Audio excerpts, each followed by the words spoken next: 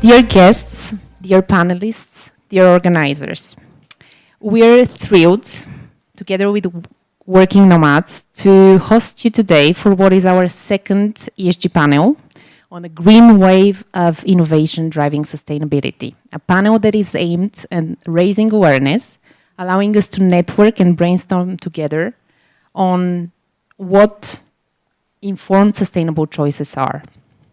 I'll hand, and sorry because I didn't say, but my name is Mariya Peykova, and I'll be moderating the panel today, and I'll hand over to Svetlozar Dimitrov, who is a community manager and ESG lead from WorkNomads, to present the agenda.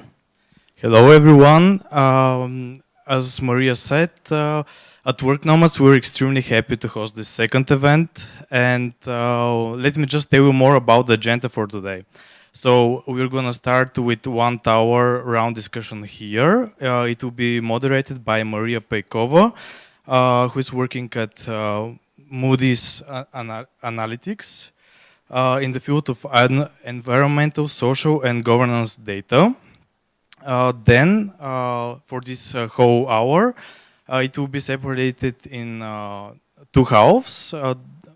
The first will be 45 minutes, and our experts will tell you more about their expertise in the ESG topic. Then for 15 minutes, you will be available to ask them everything you need. After this first hour, we're gonna go on the 12th floor in our restaurant where we will have our networking opportunity. And you can also experience our happy cocktail hour and to see the beautiful Sofia from upstairs. Then, for the ones that you want to see our Nomad co-living rooms, you will have the opportunity, and we're gonna make you a tour around the building. Thank you very much, Svetlo. I'm very happy to have the chance to be a moderator of that panel today, and I'm very happy to see you, all of you in person today. Thank you for the support, and thank you for being here. I promise that I'll do my best to bring out of our speakers all the interesting insights and useful insights they have to share that they have accumulated during their ESG journeys or sustainability-directed journeys. That said, without losing more time, let's start with a round of presentations. I'll put the 3 of you in what I call ecopreneur universe. Angela, you spent almost 10 years in the printing industry, and today you are one of the co-founding partners of Lam'on, a Bulgarian startup that disrupts the packaging and printing industry with 2 highly innovative products, 100% biodegradable and compostable. Could you tell us a little bit more about you, about the products, and about the sparkle that drove you there? Yes, indeed. Thank you so much for the invitation first. Hi all. 10 years ago, we were neck deep, both Gergana, the other co-founder, and I, we were neck deep in the printing industry, actually offering plastic solutions as a print finish for the paper and the cardboard packaging and products that our customers were back then ordering. At some point, we actually decided that we want to buy an alternative additive, something that we will just implement in our projects with our customers. And imagine our surprise when we realized that there isn't such product, not only on the European market, but we tried ordering from Asia, in Thailand to be specific, United States. Then again, we couldn't find. Lucky for me, a dear friend of mine, Ellie, was working back then for the EIT, and they have just launched Climate Launchpad opportunity to apply. So she pointed me that we should maybe, even though we had the idea on a napkin, literally, we should maybe apply and see whether or not there is an opportunity, there is a niche, and there is a market for such product. Lucky for us again, we got to the national finals and to the international finals in Cyprus with everything. The microphone is a little off, sorry about it. When everything just, happened for us very gladly, and we validated the market niche, but most of everything we validated that both Gergana and I click really well together to work together. So we were missing this scientific link, and we started looking for that as the next point. EIT continued with their opportunities here in Bulgaria, so we applied for the accelerator, and gladly we found Philip. Associate Professor Philip Oblikov is our partner and third person in the company. And we started developing this product so we can offer an actual alternative for all of the packaging and printing products that are being every day, like tons and tons produced and polluting our world. So yeah, slowly but surely we dived into this opportunity. We continued with different accelerators. We were super happy to be joined by Sasha Bezukhanova and Svetozar Georgiev in 2020 as our angel investors, which gave us the push, of course, to dream even bigger, like Gary would say.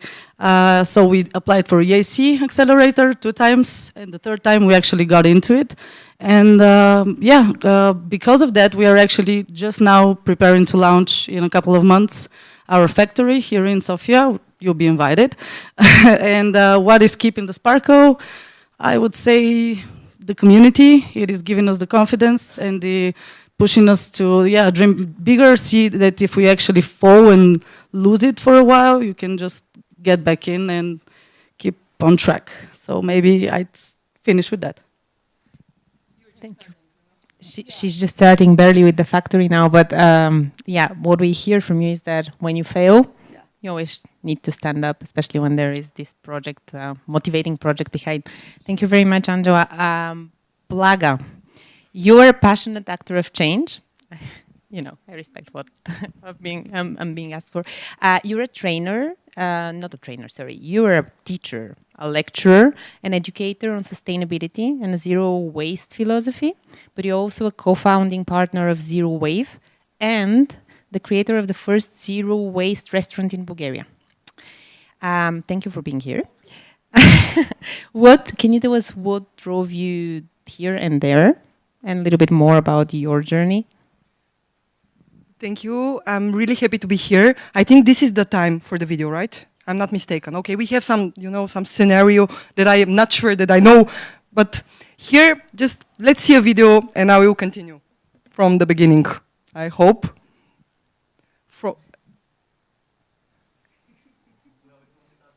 It must start. Okay.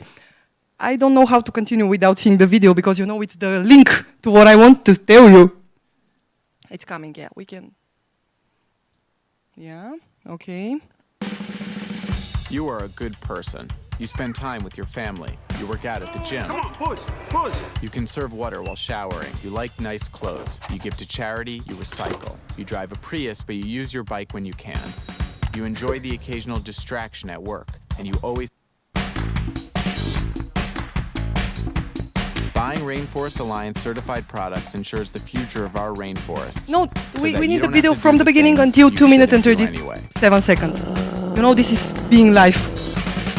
So we start the video, and again, imagine that it's just starting now. You spend time with your family. You work out at the gym. Come on, pause. You conserve water while showering. You like nice clothes. You give to charity. You recycle. You drive a Prius, but you use your bike when you can.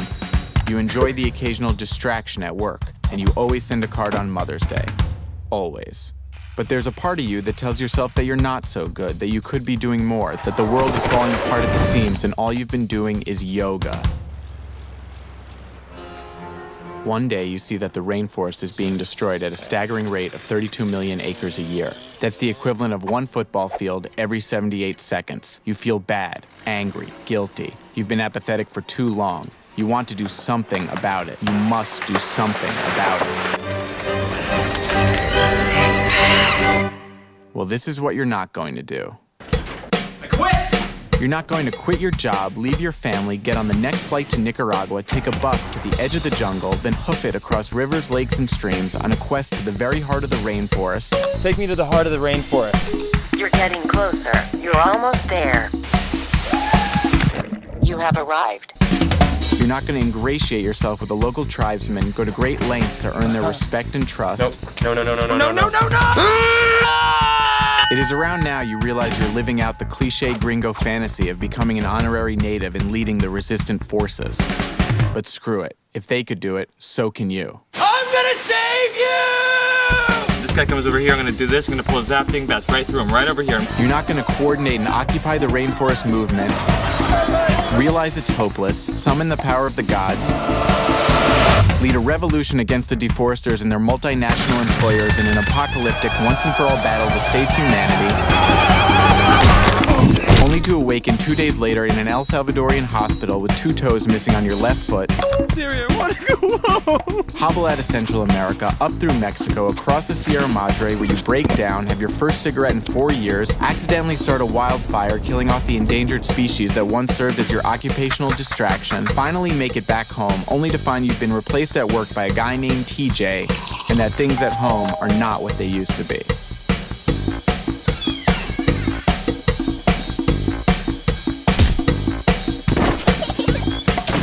You're not going to do any of these things, but what you can do. Here we can stop. And guys, I love this video. I've seen it probably 100 times, and I always laugh. Like, I was trying not to laugh. I always laugh.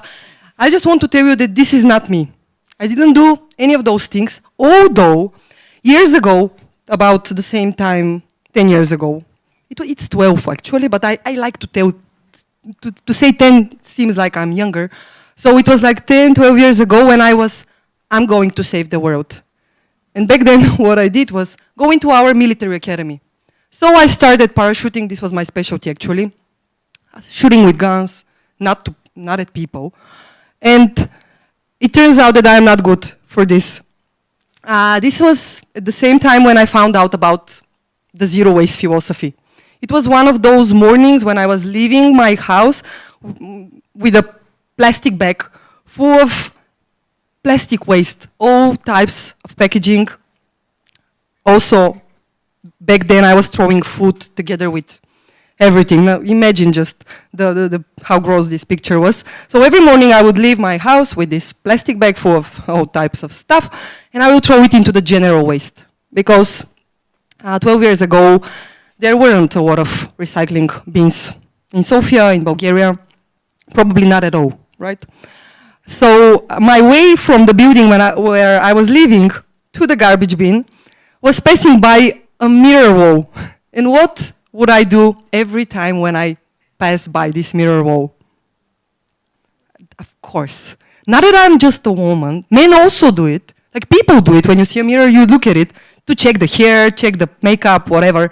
Not for men makeup, though. That morning, when I was leaving with this plastic bag, something was soaking out of it. So I was very careful holding the bag as far as possible from my clothes, because I was going to university. I had to be clean and neat.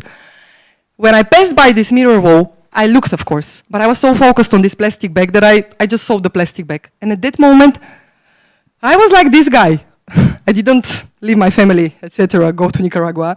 But I was staying in front of this mirror, looking at it, and realizing that I go to the garbage bin every morning. And I didn't even notice that this is how I started living. Because until I turned 15, I was living with my grandparents in a house, in a small village, with a huge garden and a lot of animals. And you can imagine what is the difference between living there and then going to McDonald's. So we know what the difference is, like a lot of differences. And I went into the university, had lectures all day, observing again myself. How is my day going? Guys, it's not only in the morning when we throw the package, that we actually throw some waste. During the day, with friends or your family, you decide to go and eat something, drink something, you end up with some waste again. You go to the mall, buy some new clothes. You end up with some packaging, some stickers. In some period of time, you also end up with your clothes not in that good shape, so probably you kind of turn them into waste if you are not creative enough. And after realizing all this, I went back home. I opened my laptop. I remember this very clearly. I went on Google and I typed in "Как да не изхвърлям буклук," which I asked in Bulgarian. Translated in English is how not to throw waste. I just wanted to have a life where I do not generate any waste. And this is when I found out about the zero waste philosophy. And I spent like 2 years following this philosophy. I've been following this philosophy until today as well, but it took me 2 years to get to the moment when I was actually not generating waste. And I was feeling so proud, but I wasn't telling anybody about this because it was looking like something strange. Because I started making comments on my friends that were going with plastic bottles, and my comments were like, "Why are you so dumb to use a plastic bottle?" Which is not a good way to approach a friend or a person at all. So I was feeling a little bit worried that people might think I am kind of a nerd, a stranger that does some strange stuff. But then it was 2018 when I actually felt comfortable to go and start talking about zero waste. And I got so excited about the excitement of the people that at some moment I wanted to do more. And this is how I ended up opening the first zero waste restaurant, which is like over there, like very close. I came walking here on those hills, you see. Through the restaurant, I will tell, later I will tell about it, but through the restaurant we actually proved that it's possible to have a business that is zero waste, you know? Like, we have examples here. Like, two of us are sitting in front of you now doing something in this sphere. But since that moment, looking myself at that mirror until today, everything that I have been doing is just connected to the word sustainability, which can be circular economy, zero waste, just recycling even, or not dyeing my hair. Like, all those could be sustainability, you know? Yes. Thank you very much. And we see how dedicated you are to sustainability, because walking on these hills, even if it's close by, I guess that's how much you wanted to be with us. Thomas, you're a project manager and you're a carbon balance professional working for Wind of Change, an environmental consultancy firm in Bulgaria. What does that mean? And could you tell us more about the career choice and who you are? All right, so let's start with the consultancy firm. I'm not sure we are exactly, let's say we are a group of people who were a little bit concerned with what was going on, and we wanted to share it. So we started sharing it around ourselves and everything, and then we started realizing that we need to scale up. And so basically everything that we do is just driven by the fact that we want to share the knowledge that we have. And so we started with something called the Climate Flask, which is a service. If I have the chance to talk about it later, I would love to. But anyway, it's just to raise awareness around what climate change is and how it might impact our lives and why it's there, and just to trigger some questions in people's minds. So this is the first thing that we created together with Wind of Change. It's the French game that I bring when I came to Bulgaria a year and a half ago. And also a carbon calculator, which is not at all what I studied, because at the beginning I'm in construction engineering engineer, and then I made some studies in finance, which basically I learned how to hide money. And okay, it's interesting to know how, but all right. Anyway, and so we started making a carbon balance calculation, just to explain very quickly with an example. This is the example for electricity. So basically you take all the processes of your company and you try to transform them into carbon emissions. The easiest example is the electricity. So you use electricity with your company. Every country has an electricity mix that is kind of different. In Bulgaria, for example, in the last years, we were around 536 grams per kilowatt hour that we use. And so basically you just multiply the number of kilowatt hours that you use in 2022, and you get a total of, imagine that you used 1 million kilowatt hour because you're a factory of something, and you get 536 tons of CO2 emissions emitted in 2022. And the thing is, you do the exact same thing with every type of activity that you are doing, but also that you depend on. So for example, you depend on people coming to work, they come with their car, so you take into account the fact that they come with their car. You take just everything into account, and this brings me to the next slide. When we talk about carbon calculation, we talk about scopes of calculation. It's okay. You have 3 different scopes, scope 1, 2, and 3, where scope 1 being the direct energy use, and the scope 2 indirect energy use, which is basically electricity, and scope 3 is the old indirect emissions, so all the rest. And this is our belief with Wind of Change, is that you need to calculate simply everything. And so I'm just mentioning all of these a little bit to explain what we do, but also to explain our mentality, our mindset, is that we really want to comprehend what are the sources of emission, what are the sources of the impact that you have, in order for you not to feel like you've done something wrong, but just to feel like you understood where it's coming from. And so this is how we do everything. For example, in carbon calculation, we do it with someone internally to the company, and then at the end we give all the tools to the company. So basically we try to teach them how to use it, for them to be able to use it without us, because we just need to go so fast that we don't have the time to come back and forth with just every company that there is. We just want to just give the knowledge. So yeah, this is basically the mindset that we have and everything that we do. And then we go through action plans, and we try just to connect people as well in Bulgaria. We try as much, and that's also, I want to say thank you for being here. It's a huge occasion.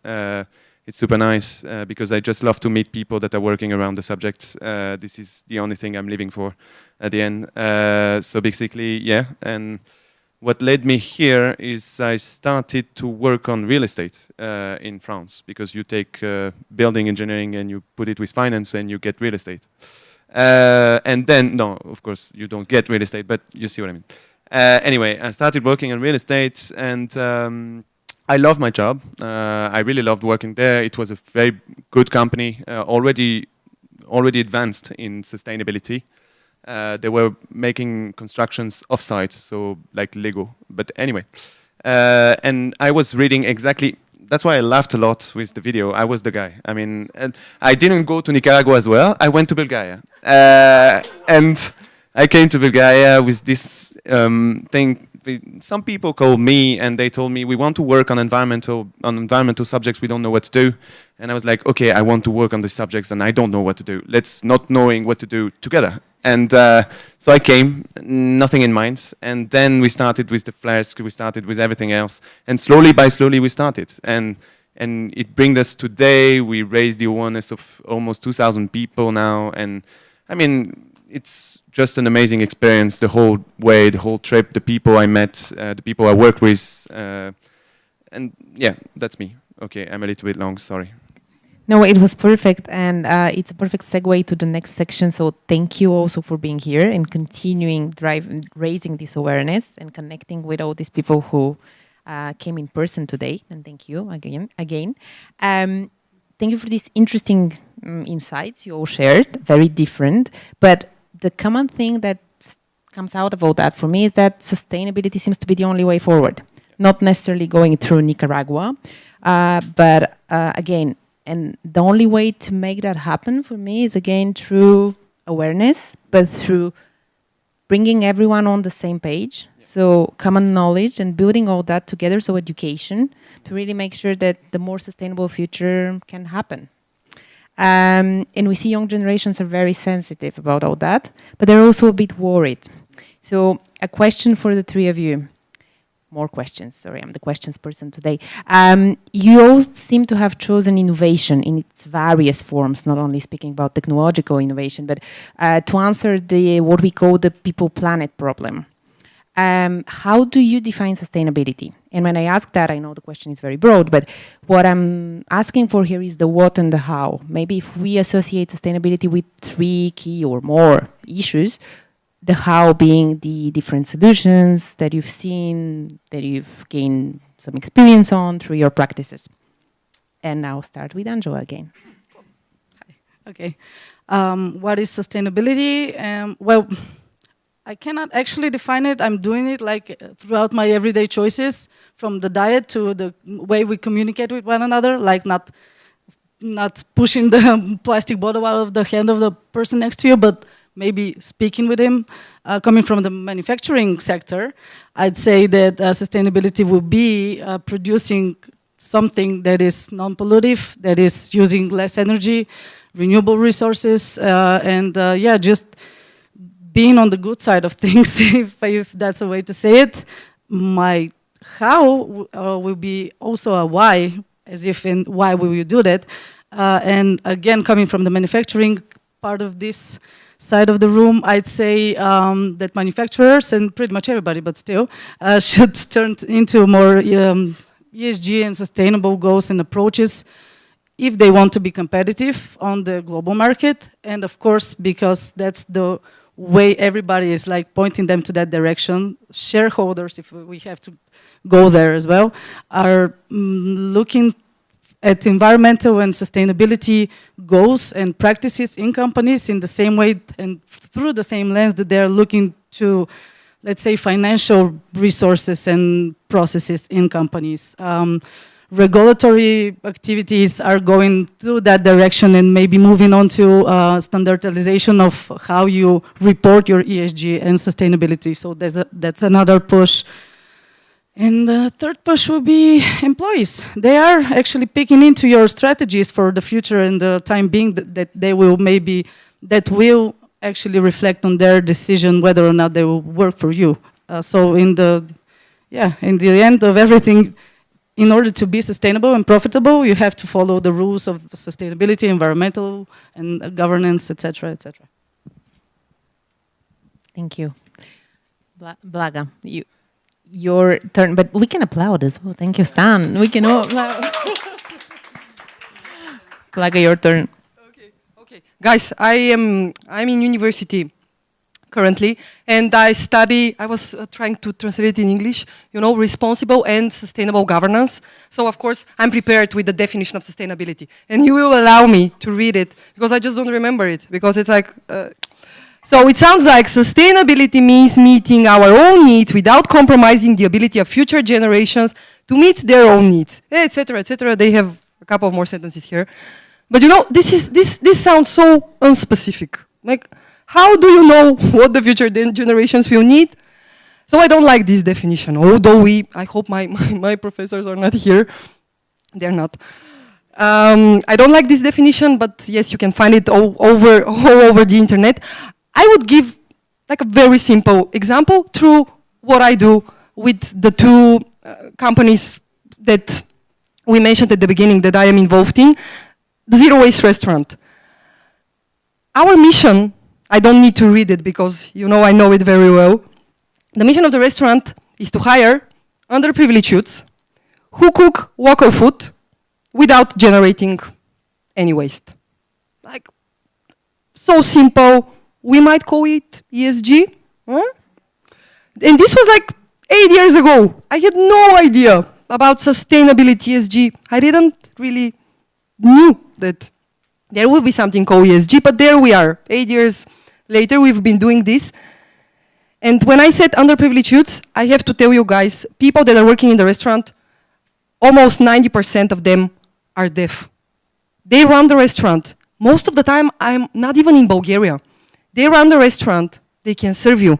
They can deliver the food to you. They drive cars. They bike. They cook.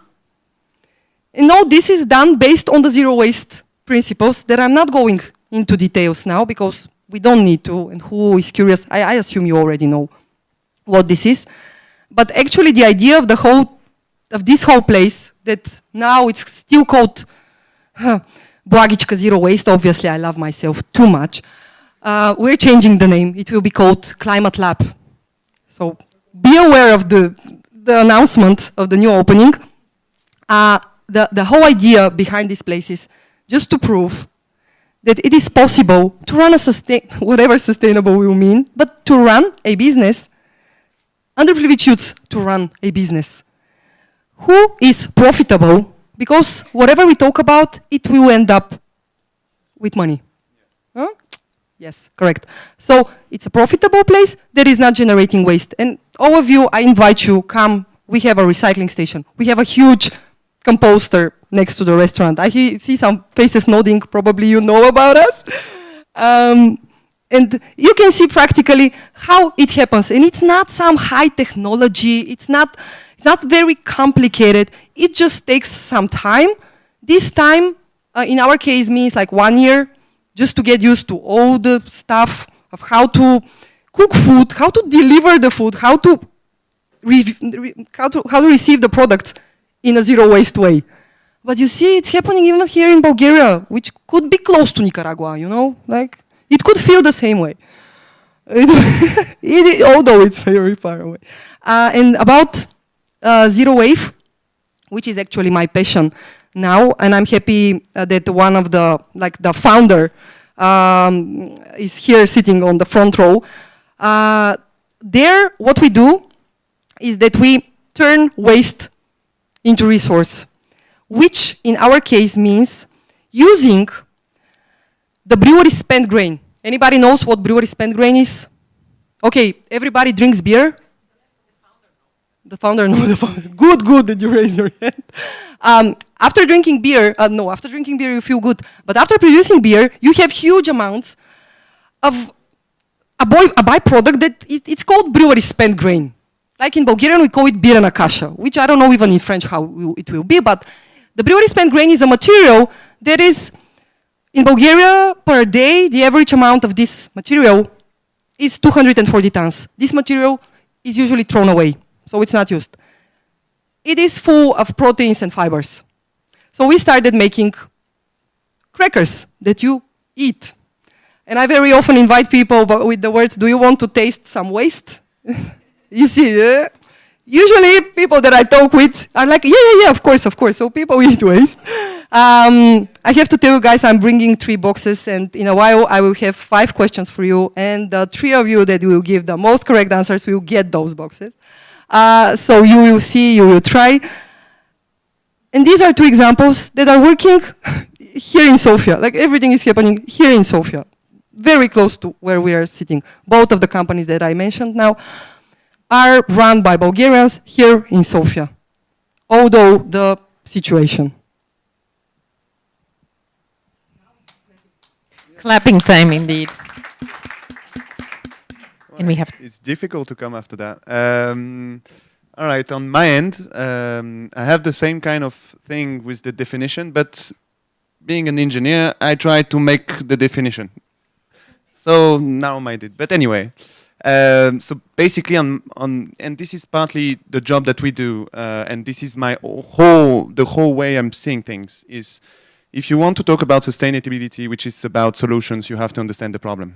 And I will take a few minutes to talk about what I believe is sustainability through talking about what I believe might be the problem. So basically, we had, over the last 1,000 years, a stable planet, right? And there has been an amazing scientific study, that is called Planetary Boundaries, made by some scientists. One is Johan Stockstrom, if I'm not mistaken. Sorry for the pronunciation. And anyway, they explain that our planet stays stable thanks to 9 different systems. I don't know if you can. Well, anyway, if we don't change the slide, it's not a big deal.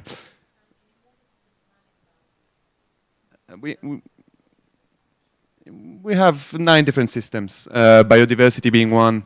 Land use change being another, biochemical flows being another, climate being another.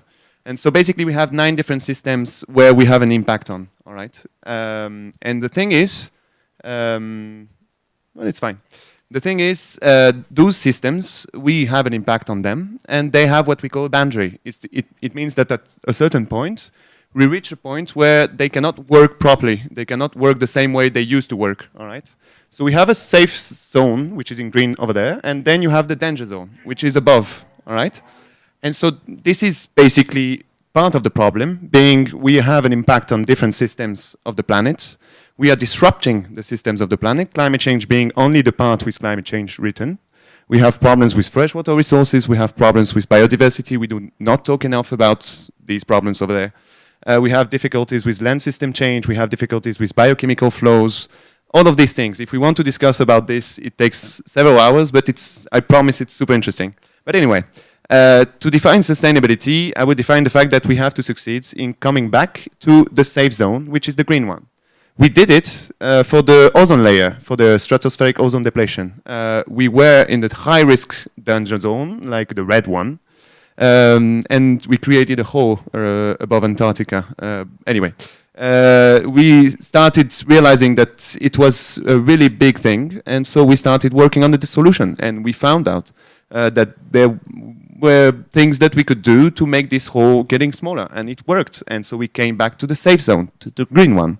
So basically, we have to do the same with all the rest. It's just not that easy.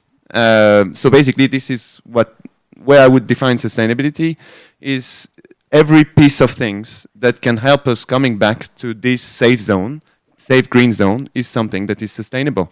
Not something that doesn't have any impact, something that has a positive impact.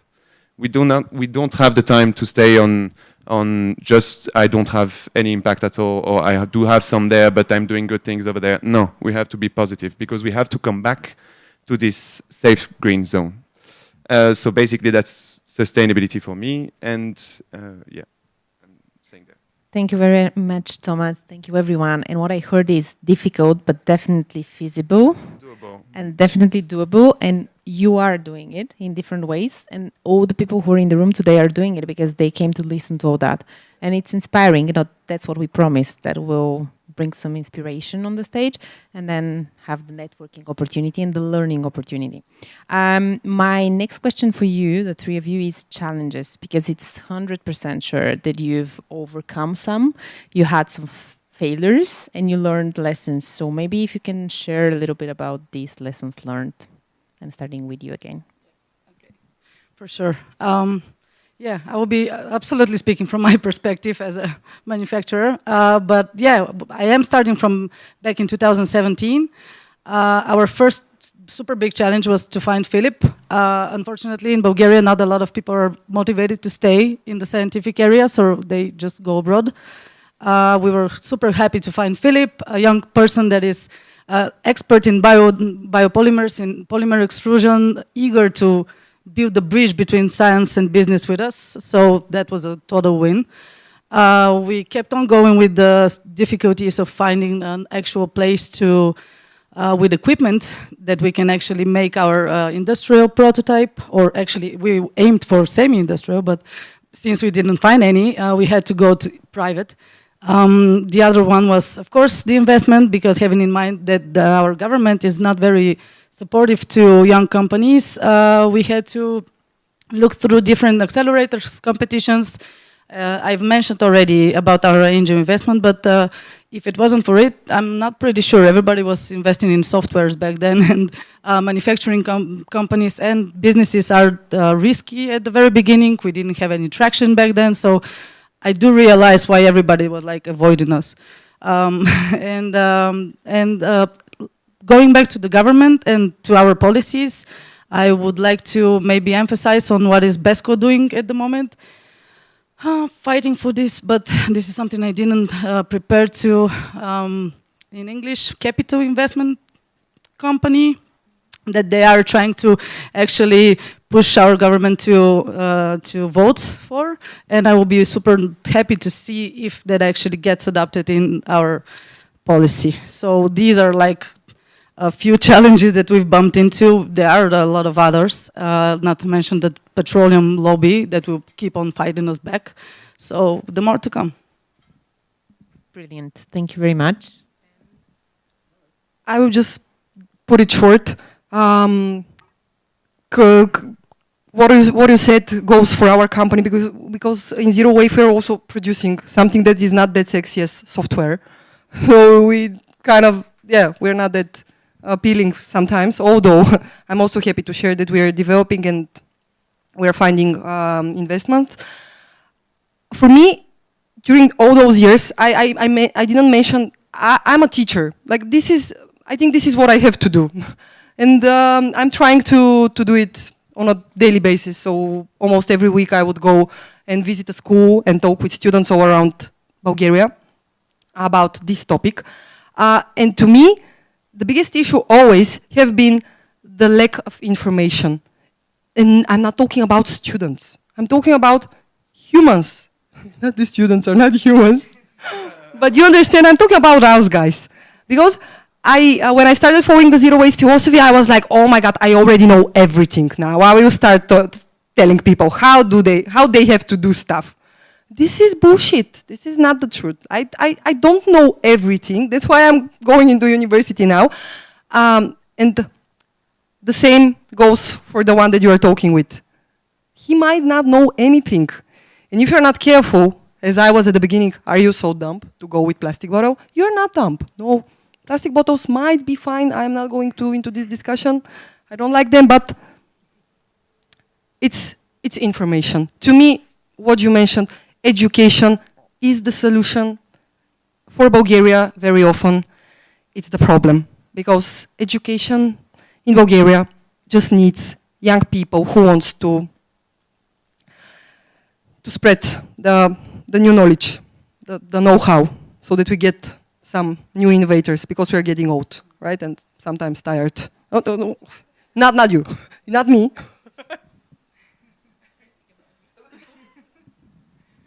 Thank you for that. And we are moving to our third part, which is sustainability in practice, although you already covered a big part of that. Did we miss something? Oh, yeah, okay. Sustainability in practice, and I'll start with Thomas again. Can you explain to us the net zero, low carbon economy concept? And again, with definitions, please. And how does the carbon measurement concept work? And what are the options for green business from a consultancy perspective? So big questions there. So let's start with, again, like this, net zero economy, net zero in general. Let's say just net zero is just a concept that you emit the same amount that you absorb with one product, or you are at the country level. You have to define what level you're in, and then it's just the same thing that comes in and the same thing that goes out, and that's all. But then we have to realize what it means. Because net zero is just related to, it's related to climate change, it's related to carbon emissions that we release into the air, all right? We have regulations that are to come. We heard every now and then that some people want to become net zero by 2050. Most of the time, these people didn't even started calculating the carbon emissions, so questions are around. The thing is, we have to get there for the reasons that I mentioned before. We are beyond the danger zone on the climate change thing. We see that climate change is all around us. I mean, every now and then, probably because I only read about this stuff, but every day there are news about new things around climate change. New understandings, new events, new everything. So we have to find ways to come back to something that doesn't have this impact. So this is definitely where we need to go, all right? Now, what I would like to mention when we mention net zero economy or net zero in general is that I want to people, and this is again with education, so I'm like so much aligned with what you said, just not with the Bulgarian side of things, because I believe it's everywhere else, everywhere it's the same. I mean, even in France, I think there was a poll published last week saying that 15% or 20% people believe that the earth is flat. So, I mean, it's everywhere. So, I mean, we can discuss about it. I'm not saying that they are wrong, or anyway, we can have debate, but still. That's another panel. It's another panel, but still. So the thing is, we have work to do on education everywhere. This is, again, what I deeply believe in. And net zero, we have to realize how hard it's going to be. I mean, we made at the EU level a pledge to reduce by 55% our emissions compared to 1990. 1990, sorry. It's the Fit to 55 package, which is part of the Green Deal. Our, let's say, route for the next 30 years at a European level. The thing is, how do you want to get there? I mean, let's look around ourselves. What is not coming from fossil fuels? What is not emitting carbon emissions into the air? Simply nothing. I mean, plastic comes from oil, even the glass that we are using for videos, steel is coming from coal. I mean, everything is related to fossil fuels. Everything had to be transported, all these kind of things. And we don't realize how much is intertwined with our lives. I mean, it's everywhere. So to reduce by 55% everything that we do, I mean, come on, let's discuss how do we do. So this is questions. It's just to realize how big it is. And just also I want to mention the fact that when we talk about net zero, we talk about what's coming, what we emit, but what we can absorb. And then you have all sort of thinking, like we can plant trees everywhere around the planet, like all the same kind of trees, which will take out from the atmosphere so many carbon dioxide and everything. Just let me tell you that you have to be careful with all of these pledges. There has been an investigation made by The Guardian, who was published, I think, 3 months ago, on Vera, which is one of the biggest company working on carbon offsetting.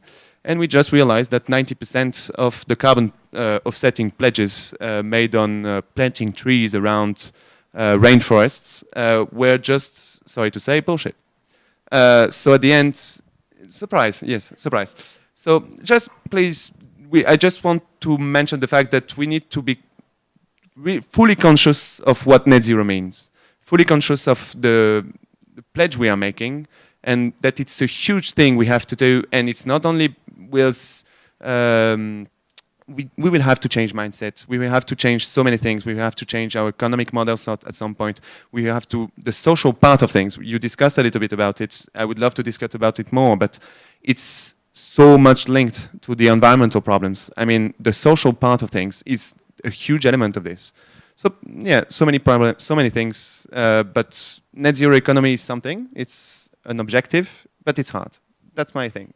Thank you, Thomas, very much. And you mentioned traps. And like in finance, Yes. even here in ESG, if we summarize it, there are traps. And one of the traps is the greenwashing trap. And the idea of also raising awareness and education is to avoid for all of us to fall into that trap and think that planting trees everywhere, for example, will save us. Oh, that's not possible. Because there is only a limited space in which we can plant trees, first thing. Second, it depends on the trees that we plant. And third, that's not enough. So it's a combination of many things and solutions. And it's very important to raise that awareness. Yeah, but I could also mention the fact that we can definitely go there. I mean, there are so many things that we can do. First of all, electrifying our systems and then reducing the carbon intensity of electricity. There are so many new products. I mean, thank you again for being here. I mean, and again, zero waste programs. I mean, there are so many things we can do, so many things we need to do. And just if you just wander around and look at them, you will discover. And it's just a question of being curious, and it's just a question of being open-minded and education. Again. And great reminder of the fact that the ozone hole was closed. So a success that can happen is closing. Okay, let's put it this way. It's almost closed. And so let's repeat these success stories. Angela, can you tell us more about the importance of R&D, research and development? Then you already mentioned that, but elaborate a little bit on the biodiversity angle that Thomas mentioned as part of the planet boundaries and the pollution topic that is also a key for the wider EU Commission objectives, etc. Well, yeah, hard topic, but then again, what we aim for actually, again, in Lam'on and in our factory, apart from having everything being certified and going through the different steps as we should, we're trying to also communicate with our customers what and how. As I mentioned earlier, petroleum lobby will still work against us, and I'm pretty sure that won't stop. There is a very broad information, false information about biopolymers. I have to stress here that soil biodegradable polymers are actually giving energy and power for the microorganisms that are present. Cheers! That are being present in the soil. So you can actually, if you find renewable and good materials, you can actually use it and implement it in your production either ways.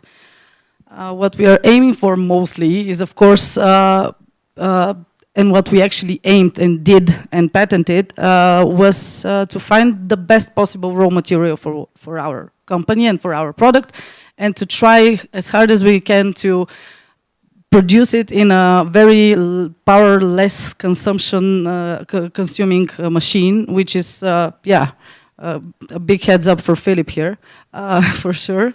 And yeah, all of the R&D and everything that we are yet to build and to make and to dive into for our portfolio, we are aiming for oxygen-based foils, which will give us the opportunity to wrap food.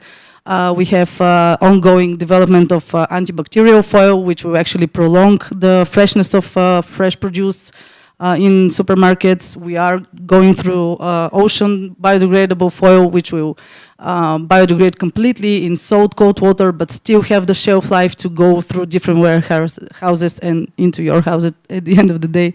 So there is a lot of space here for R&D, and I'm super happy to see that the EIC, I have to mention them not only because we are beneficiaries, but because I'm seeing that they are actually doing something about it, are trying to give more and more money, I'm saying it out and loud, to the so-called widening countries that we are into. So go wild with R&D and try and look for more options to fund your business and your ideas before you actually dive into the market. Because of course there is super long process of the R&D. We've been in R&D for 4 years, fighting our way to the perfect recipe that we actually, okay, we've got into that, but we have more and more recipes, and there are a lot of more opportunities that are being given by different tools of the EU, of the Horizon, of the every other instrument that is giving funds. So at the end of the day, what I'm saying is R&D is great, and keep on developing and researching, because this will actually go through the answer of giving the education to the youngest, because you're giving actually answers before they're being questioned. And thank you, because that's a perfect segue to the next question. Sorry, I'm again questions and questions, but that's how the brilliant answers and interesting answers are coming. But Blaga, how can we switch then from a generation full of concerns because of what we see, because of the massive, all the time, climate change, net zero, we're not getting there. It's now APCC reports that are filling us with a little bit of worries. How can we switch from that generation to a generation of more green innovators and motivate the young people to go there? What is your view on concrete actions? Okay, so I will try to put it in a short way through my experience, because this is why we're here today, to share our experience. And here I will go in my teaching part, because this is a very tough question. Although, guys, I knew that I'm going to get this question. I was like, what do you answer to this? How do you build a generation? I have a daughter, I don't know how to raise her. Like, every day is a struggle. How do I teach her everything that I think she should know? Now imagine I've been spending the last 3 years traveling around Bulgaria, visiting schools all around the country, mostly in small villages. Now, I will give you 2 real stories. The one is from a couple of months ago, and the one is from today. I go into schools and I talk about zero waste, circular economy, sustainability, depending on the situation. So the first story that I will tell you very quickly, I am into a school in a village close to Pazarjik. It's like a very small school, and I start talking about recycling. So I get to the point of talking about recycling, and I'm asking them, hey, do you gather your waste separately? Like glass, separately, plastic, paper? They were quiet for a couple of seconds, and then one of the boys was like, oh, we still throw our waste in the river. And then I was like, I am staying over there. You see, I am staying to give them some knowledge, talking about something they don't understand, obviously, because they're still on the level of throwing the waste into the river. So how do we teach those? And then, because I will give you my answer in a while, you can also think about it. I will give you the second story, which is from this morning. I was in a school here in Sofia, Ovce Cupel, a school, I would say, a special one, because all of the students were Roma, and almost half of them were with some, we call it special needs. Yeah, and by this I mean that grown-ups, students that were like 15, 16 years old, they were supposed to be escorted by their parents, and in the classroom were the students with their parents. This is where I was this morning. And of course, because I already had a lot of experience visiting schools, I was like, okay, I go very simple in here, like very simple. Those guys were listening. And at the end, they came and gave me something. Wait. Now this will be. Yeah, they gave me this. Not because they like me a lot. They gave me this. And they told me, we made this, do you know what it's made of? They asked me. Do you have any idea, guys, what it's made of? Did you broke it? You broke it. Yeah, it's like a year and a half. You think it's a plastic? It's a polymer. Listen now, the one thing that she broke, like, we'll deal with it. You broke the heart. You keep one of the one half and I keep the second. And when we meet 10 years ago, or 10 years later, we'll match them. This thing that our specialists here think it's a plastic is made of, this is what they are answering, because I couldn't say what it is. They told me that they took fresh milk, they boiled it, they add vinegar, they get some mixture, that is like an oatmeal. And then they form, in modes, they form cups, plates, like they do what I've been trying to do for the last 5 years, they do it with milk, you see? And at that moment, I realized, okay, do I talk to these guys about this? Because I also talk about carbon dioxide. What do you think? Do I talk to them about this? To the two groups. The one in the village next to Pazarjik, where we're obviously still throwing the waste into the river. Well, the answer will be yes. Just not at that moment. So what is very important, and I think is key to building the new generation, is just to know where they really are. The tough part is that we are on different pages. No matter how hard we try to be on the same page, not possible. Because every second while we spend 1 hour here, probably a couple of startups around the world just develop something, as we are talking here. So that's it. Just share knowledge. You are all smart people, and you can share. And that's it. And that is perfect because it goes, it highlights what? Andrew will explain to us something about the broken heart in a second, but just thank you, Blaga, because that really echoes what Thomas was saying about the fact that there is the social concept of really social equality as well, and also having that means that will make it easier to also define the when, and the when is also always very important. Thank you for that. I know you have a quiz for us, so we'll come to that very shortly. But before that, I would like Thomas to tell us maybe a little bit more about something that he mentioned, which is again related to education in an interesting format, which is called the Workshop of the Climate Fresk, or the Climate Fresk Workshop. I was expecting a slide, but it's fine because I have that. We're there. All right, super cool. So the Climate Fresk, no, I think it's fine. It's a game, a French tool that was created by a guy named Cedric Ringenbach in 2015. It's an activity. You spend 3 hours and you understand fully, scientifically, what climate change is. You get the whole big picture of what climate change is. I create a group of 7 people. Yeah, those are the cards. You can play with them.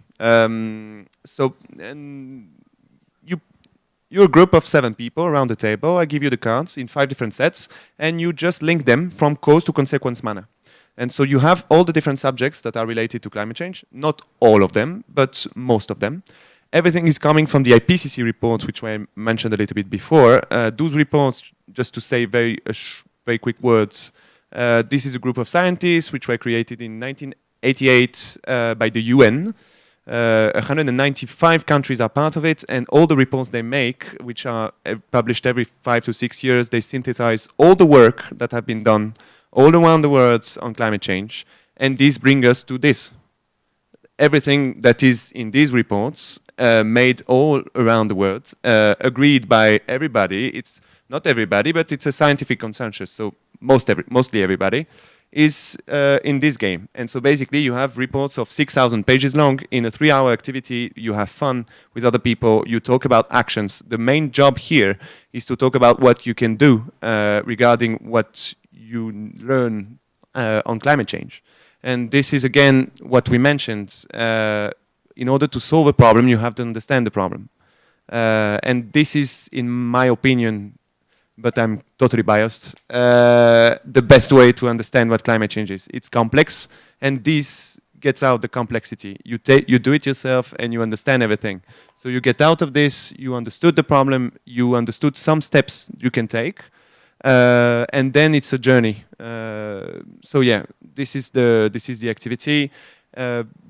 It makes in my head a difference when you play the game or not, because I know that we have the same knowledge, the same basic knowledge on the problem. And I mean, this is a huge thing. We should all around the world. We reached 1 million people who play the game worldwide. It's in something like 134 countries. I mean, this is amazing. But yeah, this is the Climate Fest. Sorry. It sounds not sorry at all. It sounds like an escape game to me, but a real let's escape from the climate change issue game. I just think that Anja will have to relaminate that or make it compostable and biodegradable. And now hand over to her because she wanted to mention something about the broken heart quickly before the quiz. No more yes, no later. Yeah, I am just thinking about the processes of mixing milk with the vinegar, and that might actually polarize somehow the process, and that might actually turn into little polymers, which are plastic. So I will call Philip later on and ask him about it. Yeah. So it might be fixable, meaning, I mean, if you just like warm it a little with a lighter or something. Thank you very much. I think now we are ready for the quiz. Before then, we wrap up and open for a quick Q&A.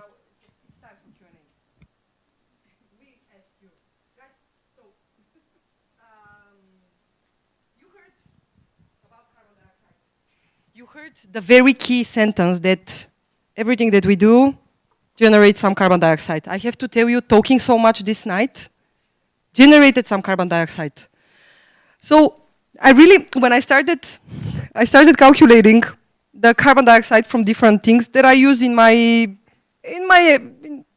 the day, like some products.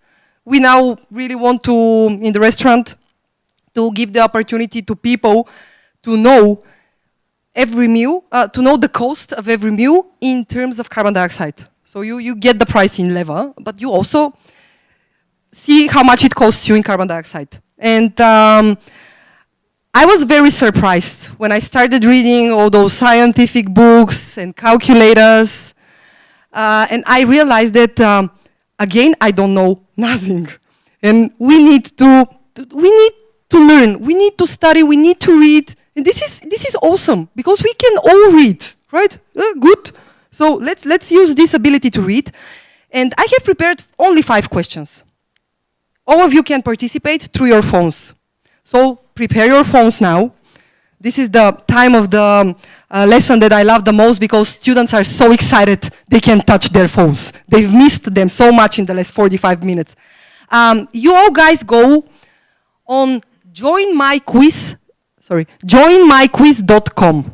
You all go there. And no, they're also playing. I made sure that they don't have the answers.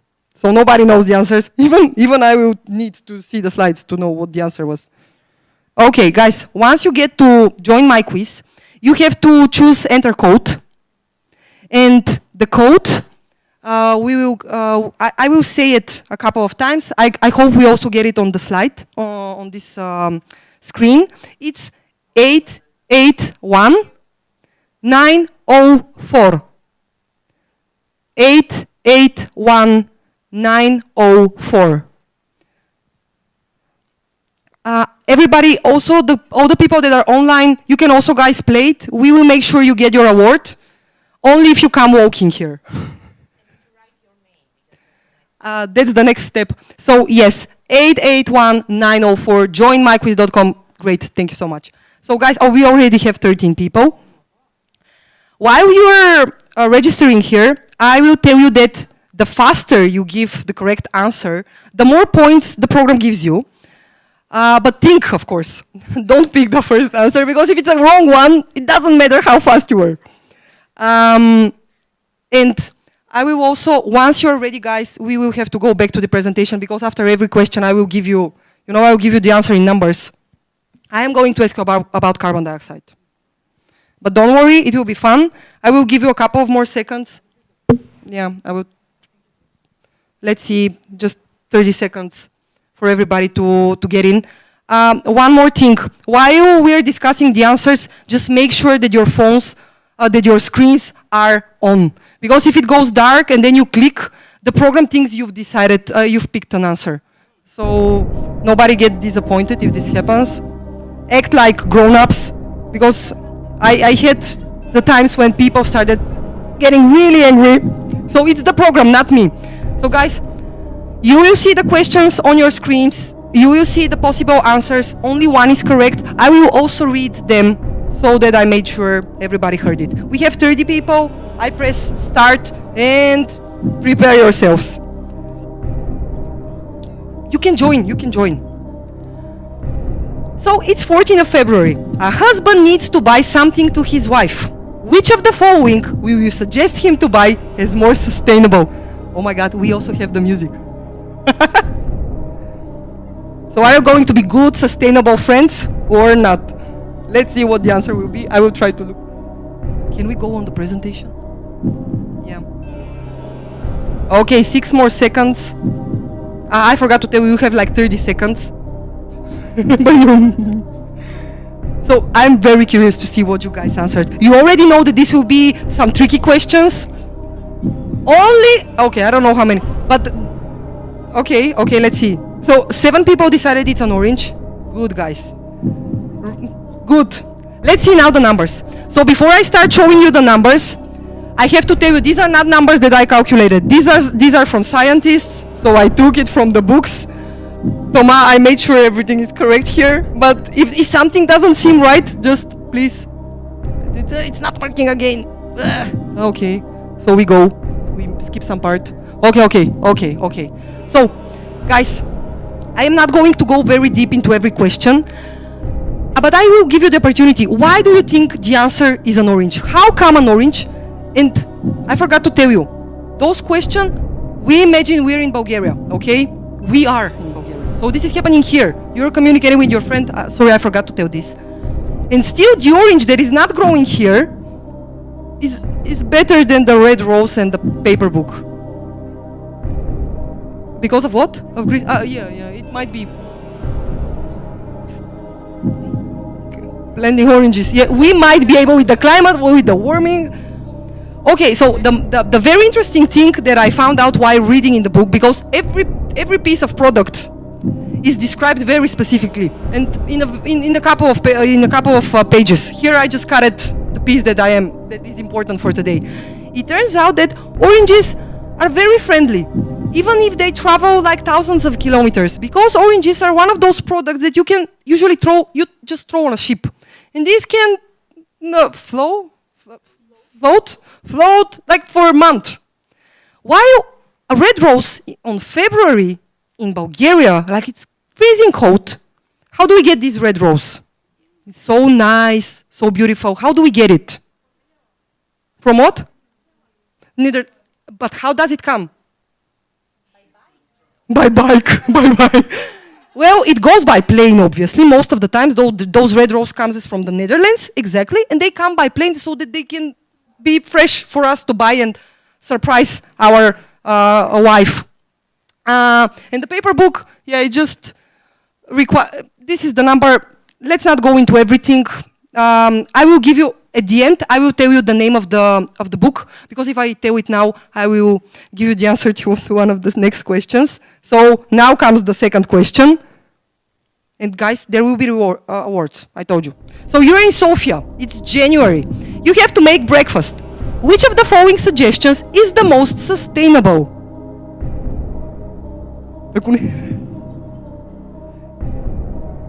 Let's see. Might be some disappointed people.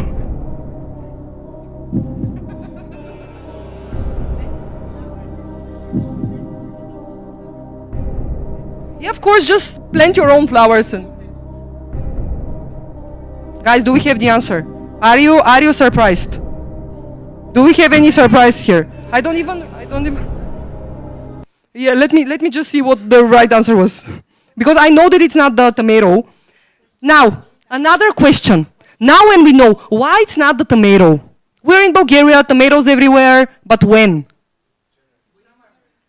Usually, it's not okay to eat tomatoes in January. It's not normal. We shouldn't eat tomatoes. Those tomatoes from Pernik were grew up in a greenhouse. This greenhouse needs what? Some electricity. This electricity in Bulgaria usually comes from coal or fossil fuels, not green energy that much. So here comes another surprise. And actually the name of the book is How Bad Are Bananas? Because it turns out that bananas and oranges are one of the most friendly products to the carbon, to the nature. So eat those bananas and oranges if they're clean. Because I don't talk about how clean they might be. Okay, another question. And here, did I show you the answers? Yeah, okay, thank you. I probably forgot. You want to invite 10 people to your party. How do you invite each of them in a more sustainable way? You don't invite them and you don't have the party and too much carbon dioxide. Yes, I know.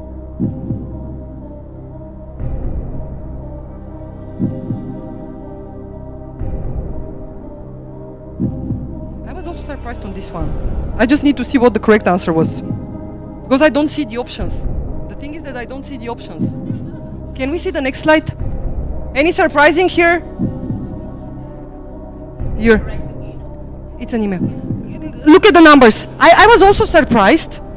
These are the numbers. Guys, basically, I don't know what to suggest here. I will just tell you that I had to lead a training on digital footprint. And again, I was looking through the numbers. It turns out that for 2019, the carbon dioxide that was emitted from the digital usage was the same as from all the flights that happened in this year worldwide. Now imagine, because everybody's, look at us.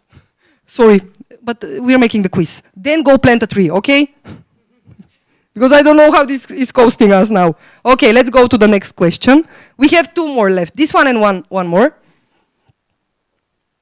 What is more sustainable to drink? Sustainable to drink. Not what makes us happy.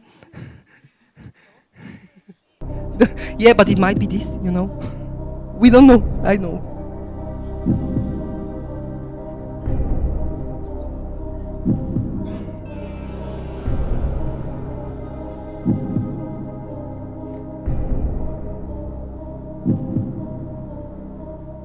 Wait 2 seconds.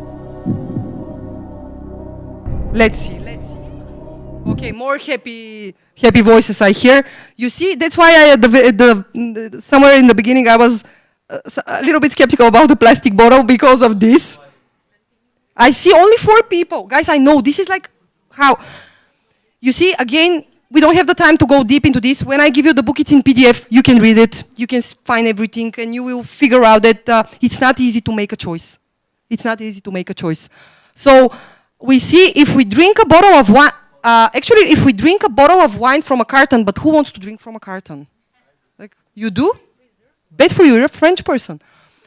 Anyway, this is what it goes. I just want to focus a little bit on the cappuccino. Obviously, only 2 of you think that this is. Once you add milk to something, thing completely changes. So drink your coffee clean. Oh, might be, numbers might be changed. But you know the cow, you have to raise it, you have to feed it. No cows. The vegan one. Yeah, I have to check it. And Friday, yeah, we skip the cow, no cow.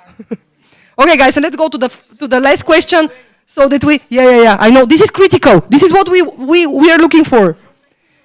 You have to do the laundry. How do you do it in a more sustainable way? Last question, and I will give the award. This was a tough question here.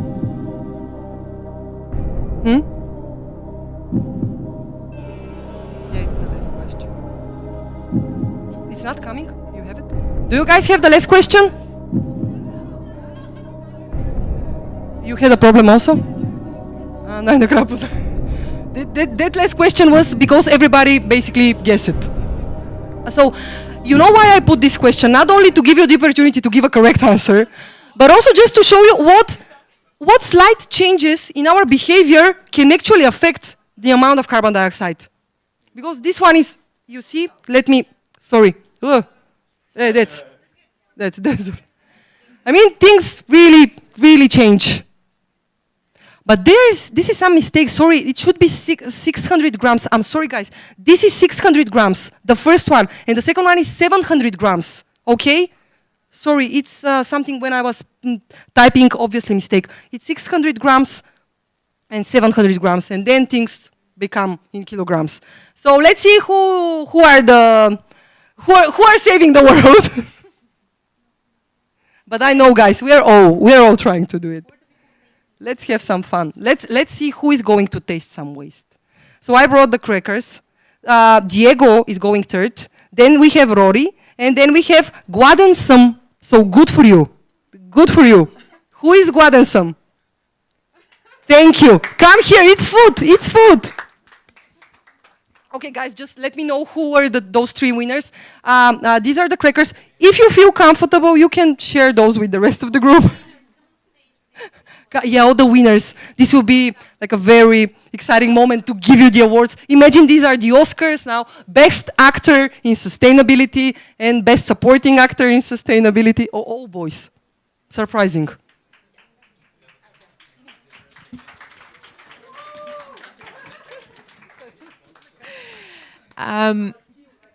We just want to ask you something. Stay with us. I guess you're all happy with the waste.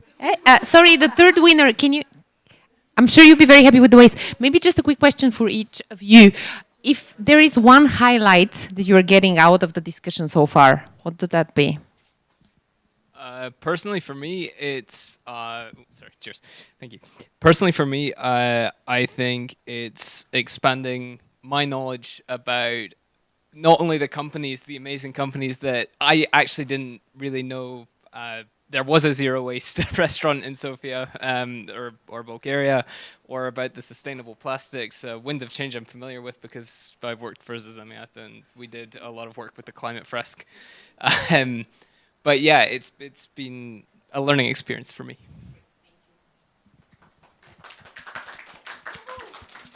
So I come from a completely different field, and when I woke up this morning, I wasn't planning on attending the event at all. So I actually learned a lot of things today, and it's really useful for me on how to live a more sustainable life. So thank you for all the tips.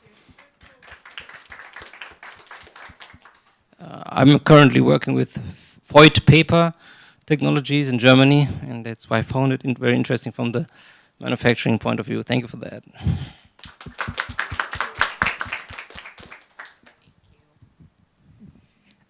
Okay, now we are wrapping up, I think, because we are a little bit late for Q&A, and we want to hear from you, and we want to network with you on the 12th floor. So maybe one last thing will be for each of the panelists, for them to wrap up one highlight on, in terms of advice for you, if they were to give one advice, and I'll start left-wise, not clockwise, so go. Okay. So, one advice. You also told me that you will ask me this. I didn't came up with some suggestion. Guys, I will just tell you. I will take yours. Be open-minded. It was going to be yours. Think about something else. You're a man. You will think it. You will figure it out. And as you're here, obviously you have some interests. Some of you obviously woke up this morning without having any plan to come in here. Now they have some knowledge. Now you have some knowledge. I hope you all get some new knowledge. And you all have a lot of knowledge in your heads. You can just share. Just share with those who needs this information. And basically this is everybody. So share and keep yours. Thank you, Blaga. Angela. Advice I hate giving these advice. Yeah, make small steps with integrity and transparency. That's it. And mine is to don't try to find answers all the time. Just try to ask yourself questions and try to stay curious all the time. And this will bring you wherever we need to go. Play the climate fresque, yes. Thank you very much, and mine will be follow all the panels that are coming, because we plan on organizing more. But we'll open up for a quick Q&A from you, and then we move to level 12, and we hope to keep you here at least for one cocktail happy hour time, and then an informal. Next time we're even trying to bring the zero waste here on level 12. But Q&A, and don't be shy. Raise your hand. Yay! Thank you. So first of all, thank you all for being here. It's very important. Like, I completely agree. It's really important to speak about it, to speak about it to clients, to speak about it to relatives, to friends, because education is key, and I truly believe that. And so my question is to actually to all of you, because you come from different industries, you're working B2B, you're working B2C, so that would be interesting to hear. So what is the biggest challenge, in your opinion, when it comes to changing and influencing people's behavior? Let's say consumer behavior, business behavior, like maybe top 1 or top 3, doesn't matter, just in your opinion.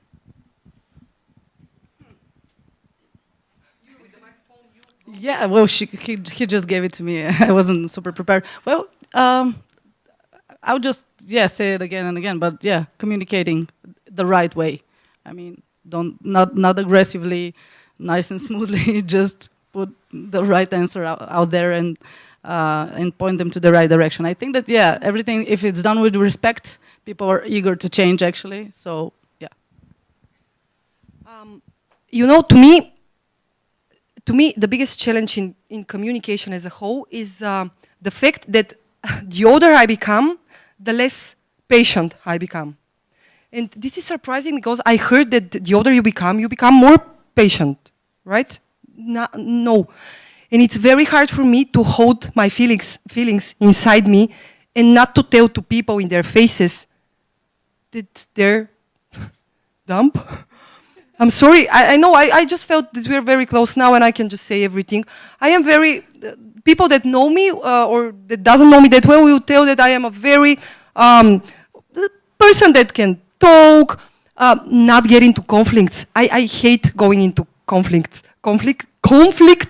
And I feel, sometimes I feel that I get really angry with people who say that the planet is flat, or not this, I didn't know that people are still saying it, but say that there is no such thing as climate change. And then, but still you have to somehow communicate with them, right? So after I figure out that by saying that you're stupid and you are not doing things correctly, of course, I just started using my smile. So I try to keep my teeth white so that I can smile, and I just go and try to say it in the most positive way. What you said, I mean, I think this is the key. But still, I get so anxious sometimes. And the sad part is that I bring this at home. And I have to somehow control it in front of my daughter. She's somewhere now. But she's small, she can't understand me because her English is so bad. So I can say everything. And that's the anxiety that I get. This is like an issue when I communicate with people, and sometimes I lose my nerves. And this might become very visible to the opposite side. So I struggle with this. It's a challenge still. I didn't overcome it. I am now facing it. Sorry, she still has things to say, and I took the mic away. That was not putting pressure on you. I'll give it to mine in a second, but maybe something that I would like to mention as well, give you a part of my side of the answer is, you mentioned influencing. For me, it's very important to tell to people, read. Search, be curious and search for knowledge and read various sources of information. Don't be easily influenceable as well. Because we are very much influenced today from all over everywhere, all the social media, all the quick read, access to information. That's great to have, don't take me wrong, but read and try to deep dive. And I know that we have a challenge, which is we don't have enough time necessarily to read everything, and there's so much to learn. But there are so many various ways and through people you connect with that can bring you that knowledge that you need to, you can be influenced, but so that you can go in the right direction. I totally agree, and we need to take back time. I mean, we lost track of time, but anyway, I think mine is really related to all of yours. It's really to find balance between trying to talk about something that is quite more negative than it is positive, actually, but find the proper ways to onboard people with what we are doing, and it's also because what we promote is a different way of doing things, so it might be frightening sometimes, like where are we going, how are we going to do, because it's different, we don't know this, we know that, but we know that is bad. This is to find just the proper equilibrium between talking about the subject. Don't go around. I mean, it doesn't solve anything. But at the same time, always keep your mind open. I mean, I'm always saying the same thing. But anyway, and try to I would say try to adapt to the people you're talking to, but at the same time, stay always on the same course. Like, just be true to yourself. Just say what you believe in, and yeah, it will come around. Thank you.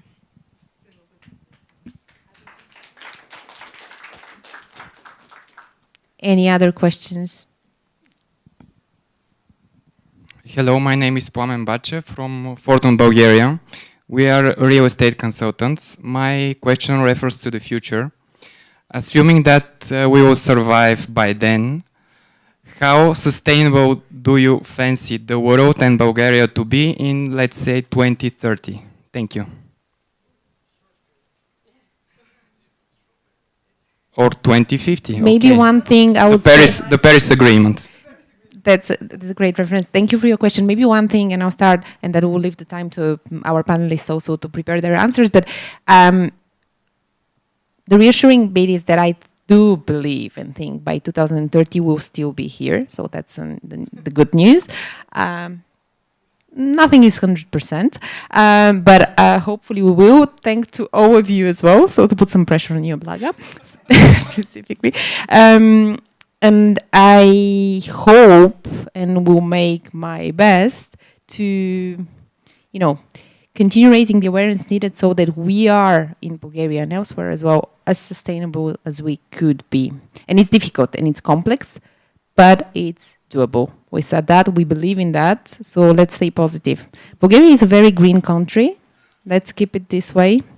But then we have deforestation problems that we'll try to tackle during other panels as well.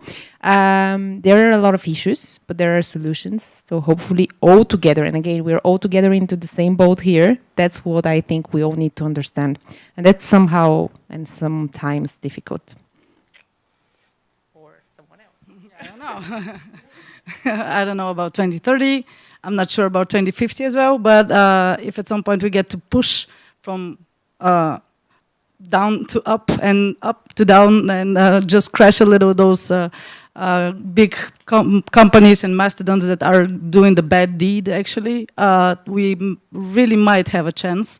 I'm not super happy about me being, have to certify our goodness and our good practices in our company, our biodegradability, our everything, and giving like hundreds and thousands of euros just to show that my product is sustainable and good, and others are just being, put it in the water, right?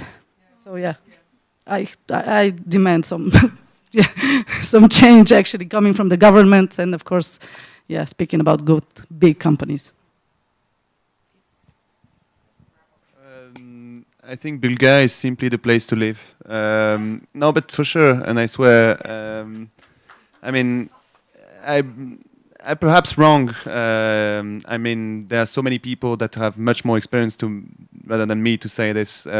We might experience droughts or anything in Bulgaria because it might come, but still, what I see is that we have water, and compared to other places, it's huge, and it will make a huge difference. We have forests that are so beautiful and big. There are so many beautiful natural things in Bulgaria, and if I'm not mistaken, on the anthem, the Bulgarian anthem, it's referring to the surroundings, to the nature, to everything around. And I mean, compare with other countries where they talk about war and everything, this is for me a huge sign that I don't like to speak about countries themselves because, as you said, we're on the same boat. But anyway, if we have to talk about Bulgaria, I think it's really a place to be because of the culture of people, because of what's around us, and it's an amazing place to be. I mean, let's applaud this. I will continue your thought without trying to steal your words and say something else. My plan for the future is that I live at least 70 years more, which means that we need to have this country. So I will try my best. And what I want to say is that I will mention the word innovation.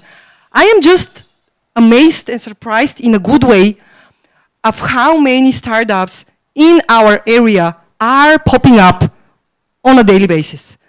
In Bulgaria, around Europe, around the globe, I believe that we will make it. And I will have those 7 years to live And then my daughter will have another 100 years to live a good life together with all the other.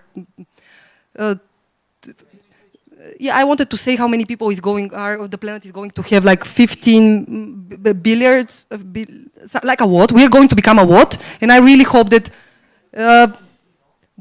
all those people will have, you know what I read, will have the possibility to have water and good oxygen to breathe, and mountains to climb, and also parties to have. Maybe one thing, you know, that it's a French, and I think no, not a French saying, but a French physician who said that, and I really liked it, and I wanted to share that with you. Aurélien Barraud shared that. He said, you know, he wrapped up the panel I attended, and he said, well, it's simple. He's very much into ecology, also all these sustainability topics, apart being a physician and expert on you know, black holes. And he said it's simple. Either we are like dinosaurs, or we are the first superheroes. Well, we just need to choose. And I think, right? Other questions before we move to level 12? Yep.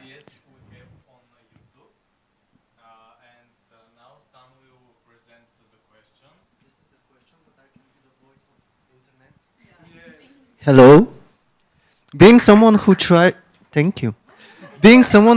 to have less waste, I've noticed most of my waste is packaging.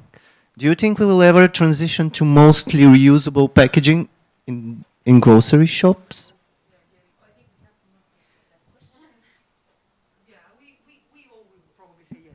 Yeah. Because if we don't, I think we will be discussing the same problems again, and it doesn't make sense. So yes. Be happy, yes. The answer is yes.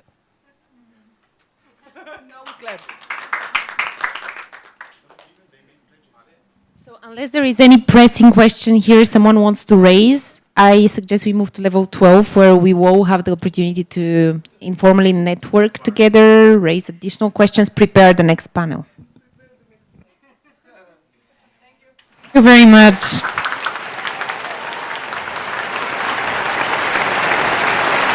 Okay, guys, let's go to the 12th floor and use the staircase that is here. We have a painted staircase with that looks like a jungle. And don't forget that when you order one cocktail, you get second for free.